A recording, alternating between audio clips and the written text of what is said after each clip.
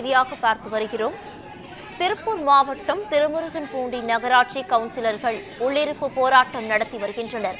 இது குறித்தான கூடுதல் விவரங்களோடு எமது செய்தியாளர் பாலா இணைப்பில் இணைகிறார். பாலா, வணக்கம். இது குறித்தான முழு விவரங்கள் என்ன?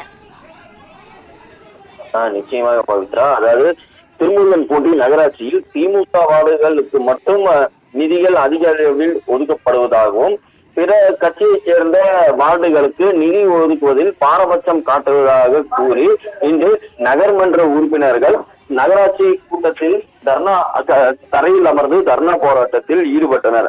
திருமுருகன்பூண்டி நகராட்சிக்கு உட்பட்ட மொத்தம் 27 வார்டுகள் உள்ளது. இதில் இந்த 27 வார்டுகளில் சாலை வசதி, கழிவுநீர் கால்வாய் வசதி உள்ளிட்ட பல்வேறு வசதிகள் மேற்கொள்வதற்காக நிதி ஒதுக்கப்பட்டு வருகிறது.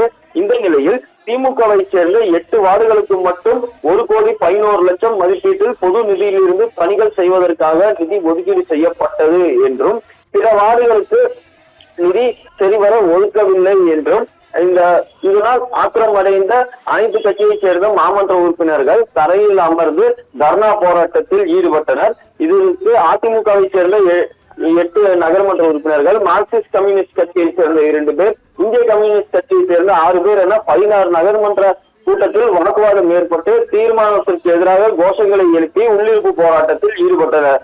இதனால் திருமுருகன்பூண்டி நகராட்சி அலுவலகத்தில் இந்த கூட்டம் நடைபெறும் போது பெரும் பரபரப்பு ஏற்பட்டது. மேலும் நகர்மன்ற தலைவர் குமார் தலைமையில் பேச்சுவார்த்தை நடத்தப்பட்டு வந்தது. இதனால் அந்த நகர்மன்ற கூட்டம் நடைபெறும் போது பெரும் பரபரப்பு ஏற்பட்டது. பவித்ரா, கூடுதல் விவரங்களுக்கு நன்றி பாலா.